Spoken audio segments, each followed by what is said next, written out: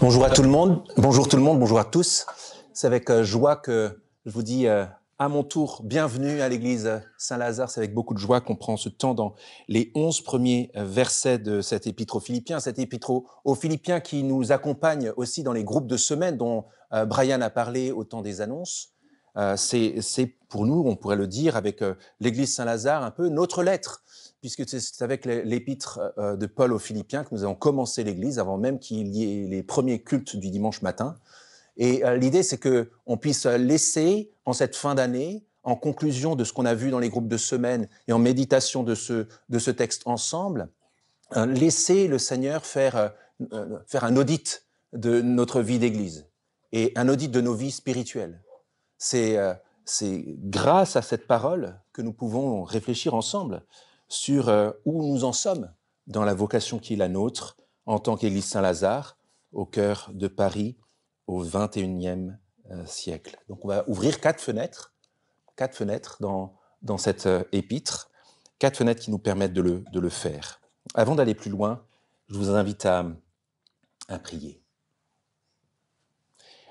Notre Dieu, notre Père, nous sommes conscients de notre fragilité, je suis conscient de mes fragilités, nos faillites, nos limites, et nous sommes reconnaissants de pouvoir nous appuyer sur ta parole fiable. Et ce que nous te demandons, alors que je vais ouvrir ma bouche pour exposer ce texte, nous encourager à le vivre, que nous soyons tous réceptifs à ton Saint-Esprit qui l'a inspiré, qui l'a conduit. Ouvre nos vies, Seigneur, montre-nous et encourage-nous là où nous en avons besoin, redresse-nous, corrige-nous. Là où nous en avons besoin, notre désir le plus cher, c'est de nous laisser façonner par toi. Nous te demandons, en accord avec le chant que nous avons chanté tout à l'heure, de changer nos cœurs. Jésus, tu es le potier, je suis l'argile. Change-moi, façonne-moi, tel est mon désir. Nous te demandons cela de tout notre cœur, en toute confiance. Amen. Amen. Je vais commencer par vous demander de vous imaginer un scénario. Imaginez que vous soyez embauché à plein temps au service de l'Évangile, de la grande et bonne nouvelle de Dieu. Embauché à plein temps, avec tout ce que ça implique, 7-7, 24-24, avec les implications personnelles, les implications matérielles, les implications relationnelles, les implications professionnelles, les implications pécuniaires, avec à peu près tout ce que ça implique. Comment vous réagiriez? Quelles seraient vos réactions les plus spontanées? Peut-être j'ai autre chose à faire, ou peut-être c'est pour les pros de la religion, les pros de l'Évangile, ceux qui ont vraiment été formés. Vous auriez peut-être, trouveriez peut-être que c'est sympathique, mais peut-être qu'il y aurait aussi des peurs, des questions, des doutes, peut-être un manque de confiance en vous-même. Je suis trop petit, je ne suis pas formé, je ne sais pas comment faire, je ne saurais pas par où commencer, ça me fait un peu peur tout ça.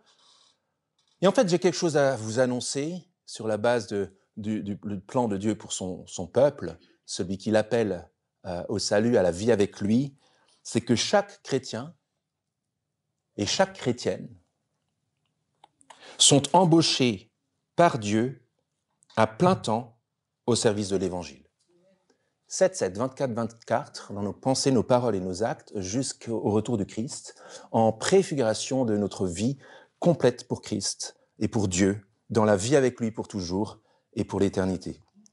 7-7, 24-24, nous sommes embauchés. C'est un appel de Dieu. Peut-être que le mot embauché est un peu froid et un peu, peut-être mal connoté pour certains. C'est Dieu qui nous a appelés à cela, et c'est peut-être un appel qui n'est pas si évident à accepter. Et c'est pas parce qu'on est dans le ministère depuis quelques années, comme moi, qu'il n'y a pas des questions qui nous traversent.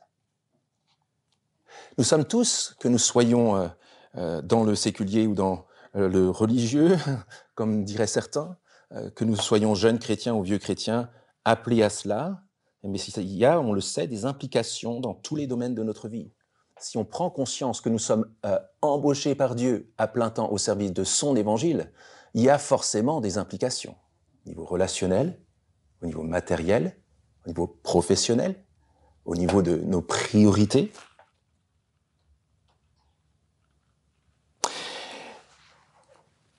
C'est un appel qui ne fait pas toujours recette parce que nous avons des projets concurrents en nous.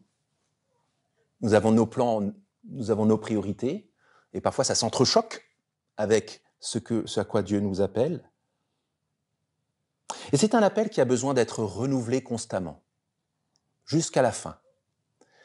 On peut très bien commencer, et puis ensuite perdre un peu de vitesse. Et ça tombe bien parce que l'apôtre Paul, le serviteur de Christ, comme on le lit ici au verset 1, je vous invite d'ailleurs à garder vos Bibles ouvertes, l'apôtre Paul, serviteur de Christ, lui il est en prison, il est arrêté. Il ne sait pas s'il va y rester ou il ne sait pas s'il va s'en sortir, mais il sait une chose. C'est que l'Évangile, la grande et bonne nouvelle d'amour de Dieu pour le monde, l'Évangile est un message qui ne peut pas être arrêté. Mais c'est la raison pour laquelle, même s'il est dans les chaînes, même s'il est arrêté, il équipe cette église, cette petite église de Philippe, et puis il nous équipe aussi avec un véritable manuel pour partenaires de l'Évangile. Comme nous sommes tous embauchés, nous sommes de fait partenaires ensemble au service de l'Évangile. C'est ce qu'il dit en verset 5, juste pour qu'on le lise déjà. Il se réjouit, verset 5, à cause de la part. L'idée, c'est du partenariat ici, la part que vous prenez à l'Évangile. Et puis, verset 7, il le répète un peu plus loin.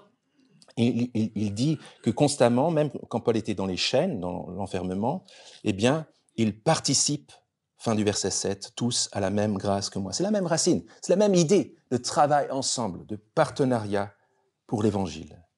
C'est un manuel pour partenaires de l'Évangile qui répond à la question suivante. Comment rester des partenaires efficaces de l'Évangile sur le long terme?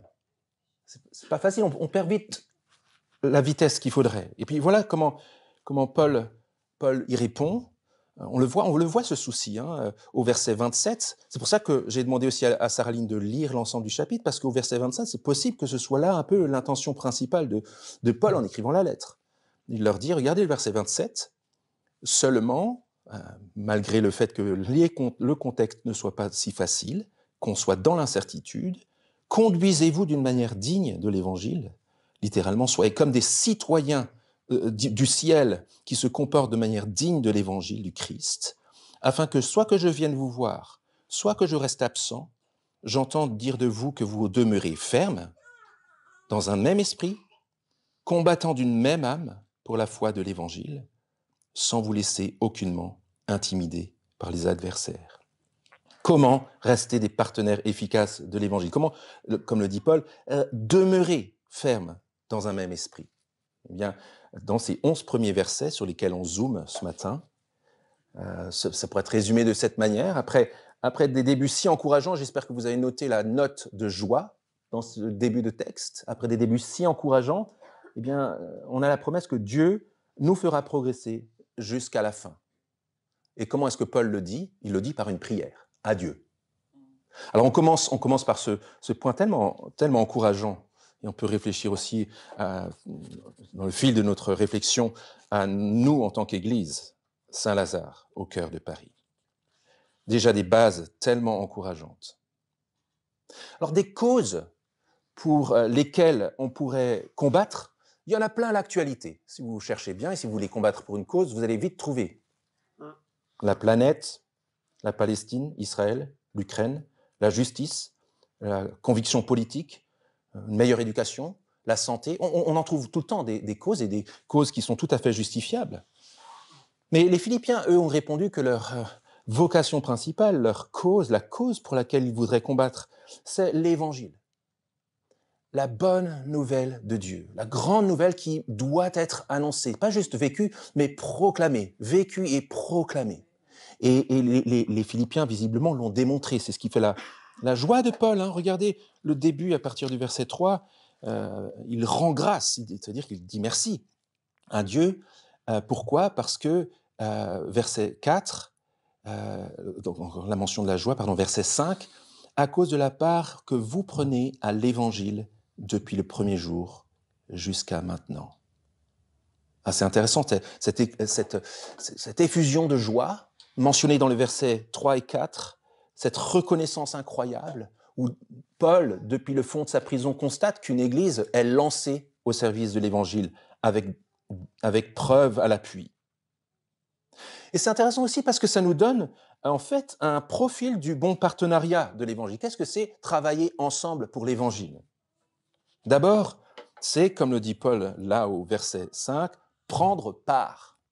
Prendre part, c'est-à-dire s'engager activement.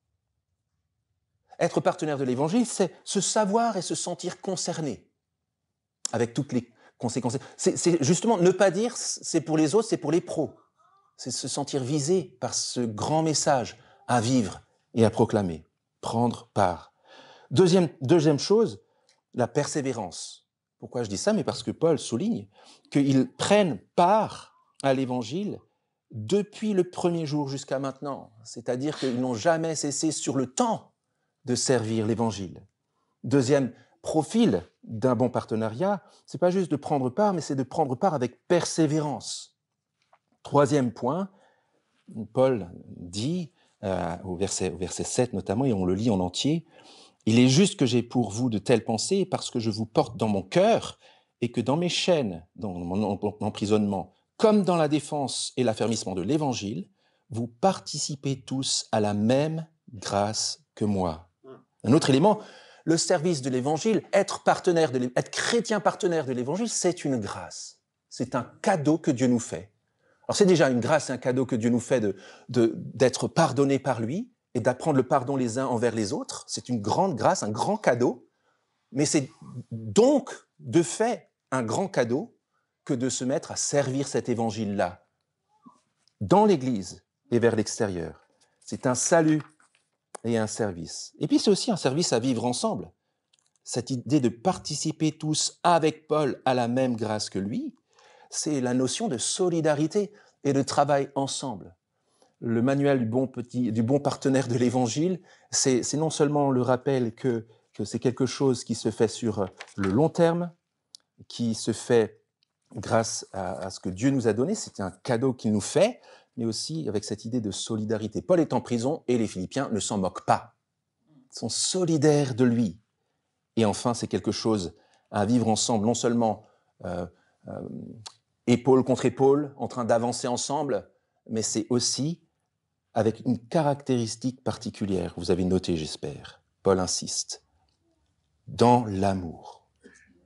Le partenaire de l'Évangile qui a reçu l'amour de Dieu vit l'Évangile et proclame l'Évangile dans l'amour. Regardez ce que Paul dit, c'est magnifique. Verset 7, il est juste que j'ai pour vous de telles pensées parce que je vous porte dans mon cœur. Verset 8, Dieu m'est témoin que je vous chéris tous avec la tendresse du Christ. Aucune retenue dans son expression. Paul se lâche pour exprimer l'amour qu'il a pour eux, comme une invitation à la réciprocité. Recevoir l'amour de Dieu et proclamer l'amour de Dieu entre nous et dans le monde, c'est vivre cet amour les uns envers les autres. Et Paul le montre si bien. Je vous chéris tous avec la tendresse du Christ. Mais, d'où ça vient et comment c'est possible que nos cœurs tortueux et si peu enclins à un amour durable réussissent à vivre cela? J'espère que vous avez noté qu'on a sauté le verset 6.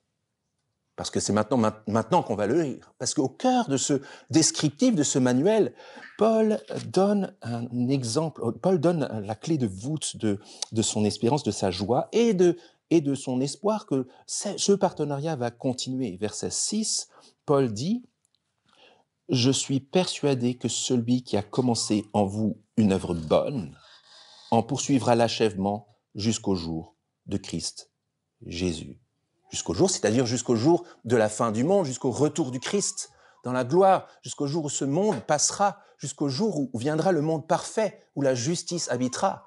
Jusqu'à ce jour-là, il est persuadé que Dieu va faire en sorte qu'ils vont tenir le coup. Et ça, c'est intéressant parce que être partenaire de l'Évangile, ce n'est pas d'abord faire. C'est en premier lieu se laisser faire et le laisser faire. Parce que c'est Dieu qui opère en nous, comme le dit Paul au chapitre 3, on peut le lire ensemble. On peut le lire ensemble. Regardez chapitre 2, pardon. Chapitre 2, verset 12. Chapitre 2, verset 12. « Ainsi, mes bien-aimés, comme vous avez toujours obéi, travaillez à votre salut mettez-vous à l'œuvre avec crainte et tremblement, non seulement comme si j'étais présent, mais bien plus encore maintenant que je suis absent, verset 13, car c'est Dieu qui opère en vous le vouloir et le faire selon son dessein bienveillant. Donc je le répète, c'est utile de s'en rappeler. La vie, la marche avec Dieu, le service de l'Évangile, c'est pas d'abord quelque chose que nous faisons, c'est d'abord quelque chose que Dieu fait en nous. Il opère en nous le vouloir et le faire selon son dessein bienveillant. Celui qui a commencé en vous une œuvre bonne, la poursuivra jusqu'à son achèvement, jusqu'à sa perfection. Alors, quand on regarde nos capacités, on pourrait se dire, ça va être compliqué de croire ça, en regardant mes propres capacités, mes échecs, mes difficultés, mes limites, mes manquements, notamment mon manque d'amour. Mais lorsque vient se nicher au cœur de ma vocation, de notre vocation, on devrait dire au pluriel, le verset 6, alors ça change tout. Nous avons commencé à travailler ensemble pour l'Évangile. Nous sommes heureux de rendre compte de l'Évangile autour de nous, de le vivre bien sûr entre nous, mais de faire en sorte que des personnes autour de nous connaissent l'Évangile. Nous sommes persuadés que cela, c'est une œuvre de Dieu en nous. Celui qui a commencé cette œuvre bonne la poursuivra jusqu'à son achèvement. C'est magnifique de penser que c'est la preuve de l'œuvre de Dieu. Dans les Philippiens, il y a 20 siècles, et en nous encore aujourd'hui. Petite pause avant de continuer. À ce stade-là, on a besoin de se rappeler ce qu'est l'Évangile. Il est possible que parmi nous, des personnes, des amis qui soient là, en train de se poser la question concernant Dieu, qu'est-ce que c'est l'Évangile, Jésus, je ne sais pas trop, la Bible, je n'ai jamais lu. On a intérêt de savoir ce que c'est l'Évangile, puisqu'on voit que les Philippiens se sont donné toute leur vie à l'Évangile. Et que Paul dit qu'en fait, en somme, il se réjouit parce que voilà une église, contrairement peut-être à d'autres églises, même dans la Bible, voilà une église qui a compris la vocation de travailler ensemble pour l'Évangile. On a intérêt de savoir ce que c'est l'Évangile. Alors il y a plusieurs manières, plusieurs descriptions qui convergent vers une même définition et surtout vers une même personne, vers Jésus-Christ. Mais si vous voulez avoir un descriptif de cet Évangile, la bonne nouvelle de Dieu, si vous voulez le traduire en français courant, la bonne et grande nouvelle de Dieu pour le monde, pour les hommes, vous pouvez aller au chapitre 2, et au verset 5. Voilà un aperçu de ce que Dieu a fait pour nous. C'est pas nous qui faisons pour lui, c'est d'abord lui qui a fait quelque chose pour nous dans la personne de son Fils, ayant en vous la pensée qui était en Christ Jésus, au verset 5. Lui dont la condition était celle de Dieu, il n'a pas estimé comme une proie arrachée d'être égal avec Dieu, mais il s'est dépouillé lui-même en prenant la condition d'esclave, en devenant semblable aux hommes. Après s'être trouvé dans la situation d'un homme, il s'est humilié lui-même en devenant obéissant jusqu'à la mort sur la croix.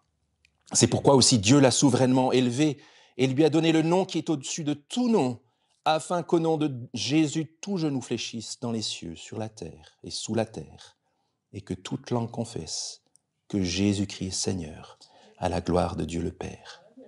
La bonne grande nouvelle de Dieu concerne d'abord Jésus, le Christ, le Fils éternel de Dieu, lumière née de la lumière, vraie vérité, qui est venue en tant qu'homme pour mourir à notre place. S'il est mort dans l'obéissance au Père, dans une obéissance parfaite, c'est pour que nous ne soyons pas jugés, que nous ne mourions pas à cause des fautes dont nous sommes coupables. C'est ce que Dieu nous offre, c'est ce qui s'appelle l'Évangile. Et ça a un effet extraordinaire. Notamment, on le voit plus tard dans la lettre pour Paul, qui dit « Je pourrais faire la liste de tout ce que je vaux. Et je vaux beaucoup de choses aux yeux des hommes. Au niveau de ma formation, au niveau de mes origines, au niveau de mon ethnie, au niveau de ma qualité morale. Mais tout ça, je le considère comme des ordures. » En fait, il ne dit pas ordures, il dit un truc encore pire. Pour gagner Christ, pour garder la seule chose qui compte, la justice que Dieu me donne dans le Christ, le pardon que Dieu me donne dans le Christ. C'est tellement une grande nouvelle que toutes les autres choses pâlissent. Voilà l'Évangile, à laquelle les hommes et les femmes de toutes les nations sont invités à croire. Le Dieu créateur nous tend la main, veut faire la paix avec nous et nous offrir le pardon grâce à la mort du Christ pour nous.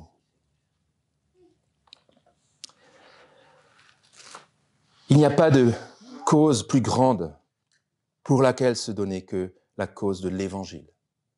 Parce que ce monde passe. Tout ce qu'on bâtit ici va passer un moment.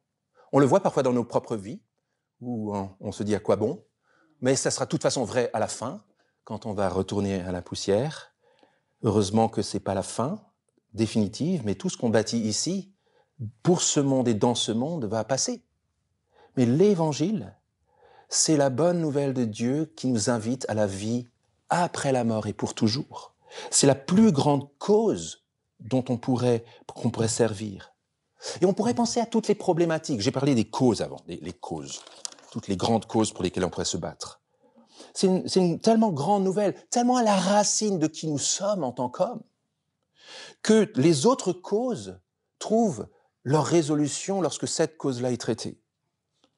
Le traitement de la planète, la guerre entre les pays, actuellement Palestine, Israël, Ukraine, Russie, la justice, la conviction politique, l'éducation, la santé, etc., toutes les causes qui pourraient être nobles, trouvent en fait leur résolution dans cette grande cause centrale, parce qu'elle résout au cœur de l'humanité, au cœur de mon cœur, le problème central qui produit tous les dysfonctionnements de ce monde. C'est la grande et bonne nouvelle de Dieu. Petit audit pour l'église Saint-Lazare. Notre devise, c'est croire, vivre et proclamer l'évangile. C'est ce qu'on fait depuis le début, depuis 2017 ensemble, 2016 même. Et on s'encourage à le faire. On est reconnaissant de voir la croissance des personnes qui grandissent dans leur vocation et dans leur amour pour Jésus, dans leur courage pour parler de Jésus autour d'eux. On est reconnaissant de voir la croissance de l'Église. On est reconnaissant de voir la croissance des relations d'amour dans l'Église Saint-Lazare. On est reconnaissant de voir comment nous cherchons à servir avec nos petits moyens d'autres causes, envoyer des personnes pour se former, prier pour elles, être solidaires avec d'autres églises qui auraient peut-être besoin d'aide. Nous sommes tellement reconnaissants et peut-être que la reconnaissance de Paul ici devrait déjà être la nôtre après 7 ans d'existence. Être plein de reconnaissance, prier avec joie pour tout ce que le Seigneur a fait, pour des débuts si encourageants.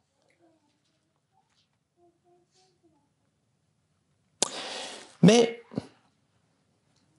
imaginez qu'après 7 ans, vous n'avez pas revu des amis pendant 7 ans, ils vous revoient, et puis ils vous disent « Ah, t'as grossi !»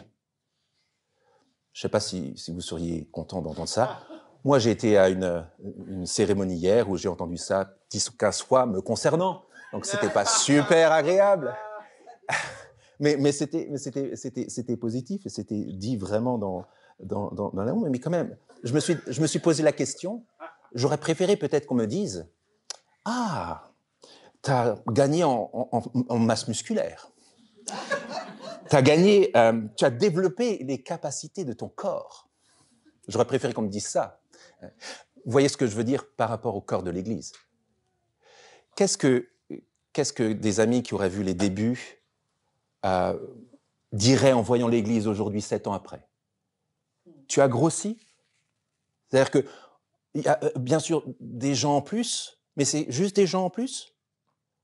Ou est-ce que tu as vraiment exercé toutes les capacités de ton corps pour laisser la vocation de l'Évangile se bâtir en toi et par toi pour le bien de l'humanité et pour le courage de l'Évangile à l'extérieur? Alors c'est pour l'Église Saint-Lazare, parce qu'on est l'Église Saint-Lazare, c'est à toutes les églises de se poser la question. Mais à ce stade-là, je pense que ça vaut le coup de se poser la question. Est-ce qu'on nous dirait, tu as grandi dans tes capacités de ton corps et dans ton acuité à voir ce qui est important et ton désir de servir avec toutes les forces groupées dans la même direction pour servir l'Évangile, plutôt que « Ah, vous êtes bien engraissé, hein, super, il n'y a presque plus de place ».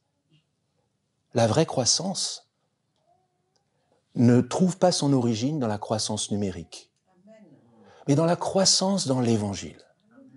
Et dans ce partenariat qui va faire que nos cœurs sont groupés dans ce vivre ensemble et dans ce travailler ensemble et dans ce proclamer ensemble, qui fait qu'on va rester crossfit, qu'on va rester apte à la tâche et qu'on va pas être en train de s'endormir avec des chips sur notre canapé en attendant le retour de Jésus. Je le dis, les amis, parce que voilà, ça fait 7 ans qu'on vit ensemble, qu'on travaille ensemble. Petit à petit, les personnes se rajoutent et c'est un grand sujet de joie. Mais ce que le Seigneur dit là, au verset 6, c'est que Dieu commence une œuvre, c'est celle du partenariat de l'Évangile, qu'il compte continuer jusqu'à l'achèvement, jusqu'au jour du Christ. Donc le Seigneur nous permette et nous fasse la grâce d'être ravivés dans notre vocation, toujours en train de faire de l'exercice spirituel, de nous exercer à l'amour et au service ensemble, de manière à ce que quand il revient, nous soyons toujours d'être en train de progresser et pas avec des chips devant notre télé spirituelle. Nous avons besoin constamment de raviver notre vision, de raviver notre intentionnalité, notre intérêt pour l'Évangile, juste parce qu'on est dans ce monde-là. Voilà. Et beaucoup de voix traversent nos cœurs et nos têtes. Ça arrive tout le temps. Donc ça fait du bien de se laisser recalibrer par cette parole. Je suis persuadé, dit Paul, que celui qui a commencé en vous une œuvre bonne la poursuivra jusqu'à son achèvement jusqu'au jour de Christ. Et c'est ce qui le conduit, tout naturellement, à une prière. Parce qu'il a dit, je suis persuadé que celui, c'est-à-dire Dieu, achèvera cette œuvre-là. Et donc, tout naturellement, pour s'assurer que les Philippiens continuent sur des si bonnes bases, il prie. Et il s'en remet à celui qui produit en nous le vouloir et le faire selon son dessein bienveillant. Continuer à progresser jusqu'à la fin, c'est une promesse extraordinaire, mais c'est aussi un énorme défi. Et bien sûr, on peut se tromper de longueur de câble. J'y pense parce que j'ai été fasciné par les 80 ans du jour J, du jour le plus long, du débarquement en Normandie. J'aime beaucoup entendre raconter toujours ce qui s'est passé avec ces soldats qui sont venus libérer la France, l'Europe, de la tyrannie. Et puis avec ces soldats qui, sous les feux ennemis, lançaient des grappins en haut de la falaise pour grimper et débusquer l'ennemi. Et en fait, il fallait bien calibrer la longueur pour être sûr que la longueur de câble qui attache le grappin en haut ne s'accroche pas à mi-chemin, mais vraiment bien en haut, sous peine de tomber ou sous peine de se faire descendre. Et je me dis que c'est un petit peu la même chose pour nous. Il s'agit de bien calibrer le câble, d'avoir le bon ressort qui nous permet d'attacher notre grappin jusque dans l'éternité, jusqu'au jour de Christ, et pas avant. Et qu'est-ce qui nous permet de faire ça? C'est vraiment l'ambition de Paul, là. C'est vraiment la visée qu'il a. La visée à laquelle on devrait attacher notre grappin spirituel, communautaire, de partenaires. Lisons, une fois n'est pas coutume, lisons les choses à rebours, dans les versets 9 à 11. Regardez l'objectif. Il s'agit, verset 11, d'être rempli du fruit de justice qui vient par Jésus-Christ à la gloire et à la louange de Dieu. La question, c'est comment être rempli du fruit de justice à la gloire et à la louange de Dieu. Verset 10, deuxième partie, eh bien, en étant sincère et irréprochable pour le jour de Christ. Pas s'arrêter avant. Mais comment c'est possible de tenir comme ça et d'être sincère et irréprochable pour le jour de Christ en tant que chrétien, en tant que serviteur, en tant que partenaire de l'Évangile? Eh bien, simplement, verset 10, en arrivant à apprécier ce qui est important. Mais comment est-ce qu'on va arriver à apprécier ce qui est important, à faire des choix de priorité, à mettre certaines choses qui sont peut-être bonnes, mais pas prioritaires, de côté, de manière à garder le cap, le focus, l'envoi du grappin dans la bonne direction? La réponse, on l'a au verset 9.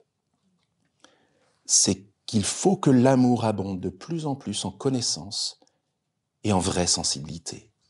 Le ressort du grappin qui nous permet d'aller dans la bonne direction et avec la bonne puissance jusque dans l'éternité, jusque dans le jour du Christ, avec toute la progression dont il est question dans cette prière, c'est l'amour que Dieu produit en nous, pour lui, et pour les autres. Cette prière-là nous rappelle que notre moteur, c'est pas les choses que nous accomplissons, c'est pas notre perfectionnisme au niveau des tâches, notre moteur, notre ressort, l'essence de notre moteur, ce que vous voulez, notre ressort intérieur, c'est notre amour. Et ça, c'est au cœur du projet de Dieu. On a prié avec Cyril avant, remercier le Seigneur pour le plan magnifique et beau de Dieu pour les hommes et pour l'Église. Rappelons-nous ce que le Christ a dit une fois que Pierre l'avait renié et qu'il le reprend à côté de lui pour le mettre à la tâche, pour qu'il devienne partenaire de l'Évangile, proclamer l'Évangile.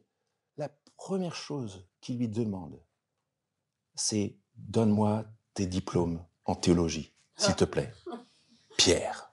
Non, ce qu'il lui demande, c'est « Pierre, est-ce que tu m'aimes ?» Pourquoi ?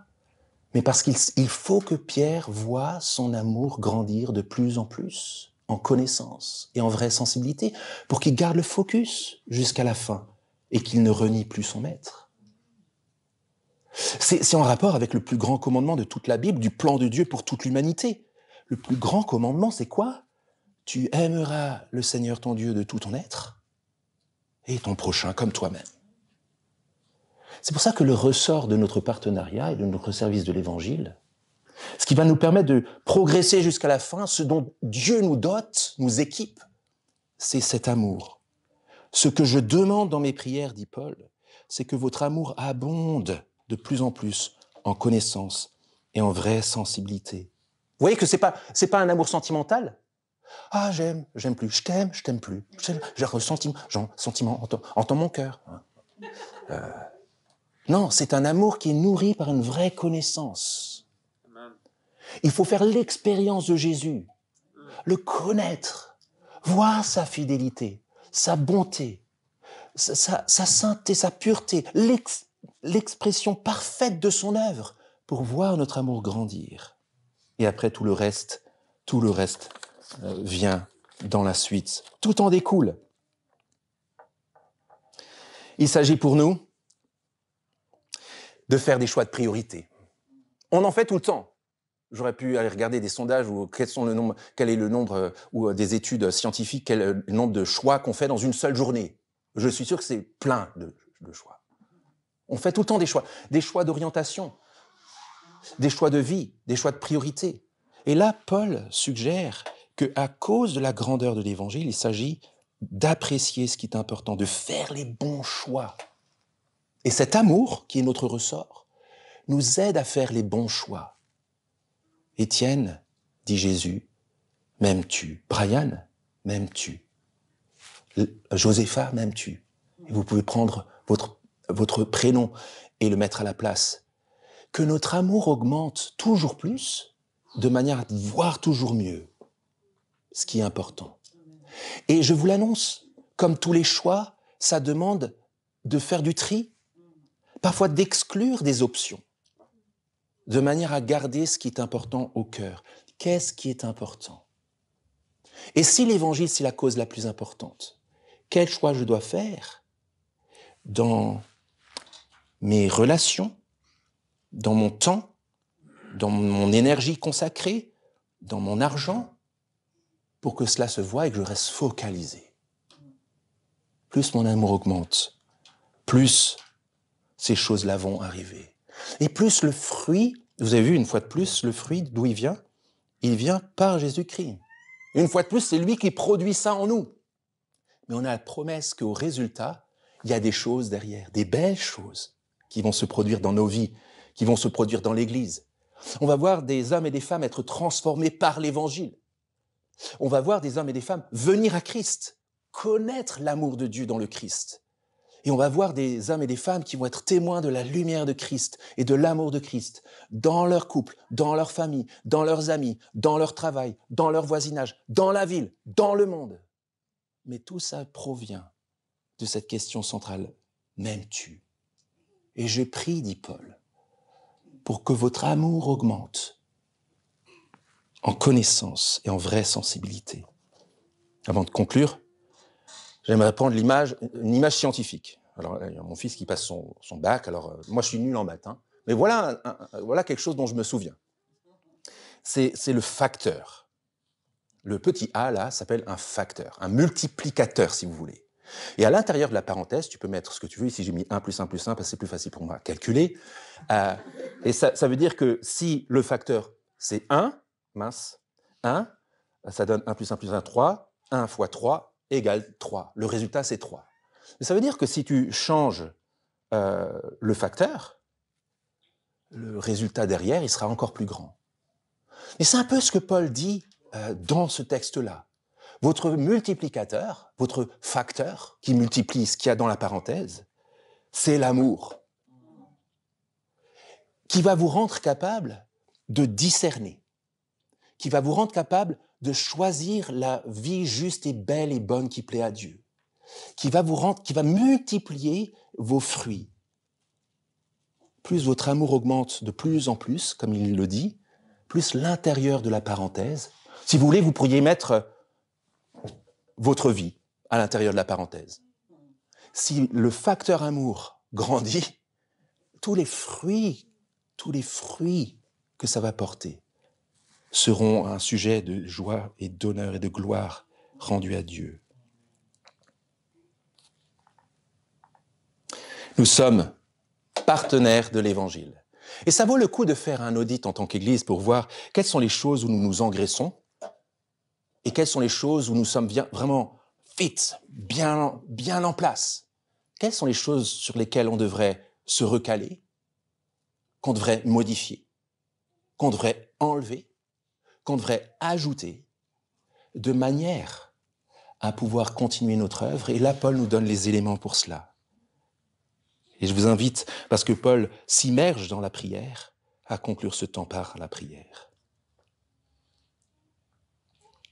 Notre Dieu, notre Père, nous te remercions pour cette parole à la fois si simple et si riche de Paul, en introduction de cette lettre aux Philippiens, qui est une lettre que nous recevons par l'Esprit pour nous-mêmes, individuellement, mais aussi bien sûr collectivement, en tant que partenaires qui travaillent ensemble pour la cause de l'Évangile.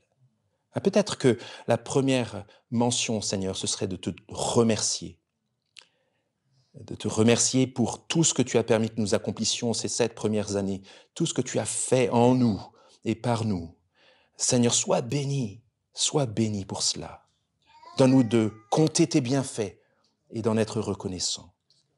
Seigneur, dans un deuxième temps, nous voulons te demander pardon pour toutes les fois où nous nous engraissons spirituellement, pour toutes les fois où nous sommes à côté de la plaque, pour toutes les fois où la corde de notre grappin est plus courte, où on est petit joueur, où on vise autre chose. Ça nous arrive si facilement, individuellement et collectivement. Et finalement, Seigneur, nous voulons te demander l'aide. Sur la base de cette prière, nous sommes reconnaissants des bons débuts de l'Église, les bons débuts de notre vie personnelle avec toi. Mais sur la base de ce que Paul demande, nous te prions et te supplions que notre amour abonde de plus en plus en connaissance et en vraie sensibilité. Parce que ce que nous voulons, Seigneur, c'est être capable d'apprécier ce qui est important, d'aimer ce que tu aimes et de détester ce que tu détestes, de choisir ce que tu choisis et de prioriser ce que tu priorises.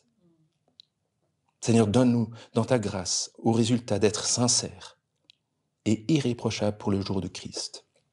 À vue humaine, nous avons du mal à le croire, mais nous le recevons comme une promesse.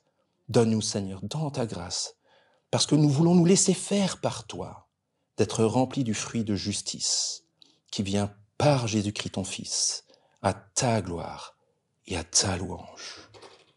Amen. Amen.